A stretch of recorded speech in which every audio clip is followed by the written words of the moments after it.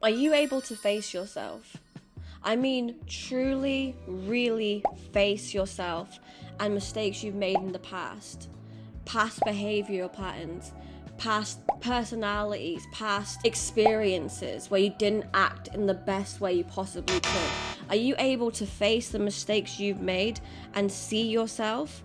Are you able to feel the effect that those could have had on other people at that time? Before we get into today's video, welcome to Freak Kitty. Please like, share, comment and subscribe, as it really helps us make more of an impact on YouTube. Now, back to the video. It's not an easy thing to do. It's a really hard, challenging thing to do, but it shows a great strength being able to do that. And you also set yourself free when you are able to do that, when you are able to really think about your behavior in the past and past mistakes you've made. When you can face yourself, not just the good, but the bad and the ugly and the unhealed. When you can face those versions of yourself and see them for what they are, see where they stemmed from, feel the effects that being like that caused people around you. It's really hard to face shit that you've done wrong. It's not easy to face up to points in time where you were an asshole and you acted out of character or you hurt another person. To face those mistakes is a really hard thing to do. It's a hard thing to see yourself and see the bad and be able to admit that about yourself. Everyone in life has their own shit. Everyone has made a mistake at least once in their life. You don't get perfect people. The majority of us are or have been unhealed at moments in our lives. You don't want to face the bad stuff, so you bury it.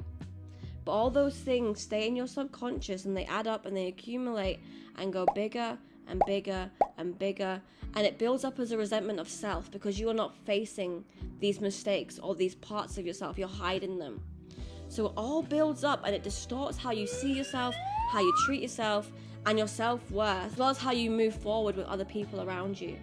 When you have the ability to face yourself, as hard and as painful as that may be, you set yourself free from the burying.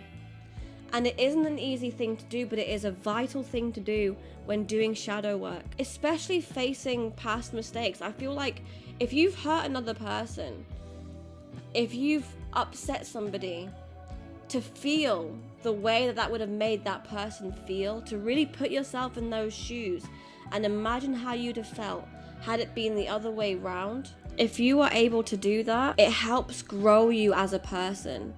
And it helps change how you act in your present and how you move forward in your future. You see a lot of glazing on social media and on reality TV, with people brushing over their actions and mistakes with surface level apologies, or just being defensive and avoiding any proper responsibility for their actions. Here is an example of a guy who was on Temptation Island who couldn't take full responsibility for his actions. The way that he approached it was quite narcissistic, because it wasn't from a genuine, I'm understanding and feeling how I've made you feel. It came across as quite surface level. I know I did a bad thing, I'm sorry, and I now set myself free. But I forgive you, and I forgive myself. You sit here and argue that you want to be a good man. Don't you think you could have come to the conclusion that you could not be faithful or loyal to me before I gave you the opportunity to come here? The objective of us coming here was for you to prove that I could trust you. And within a matter of days, you were telling multiple girls in the house that it's not working, we're not meant to be, and then railing some girl in the bathroom.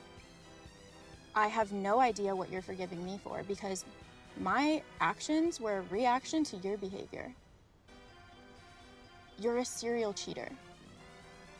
You're gonna sit here and act like I don't know you cheated on in every relationship you've been in?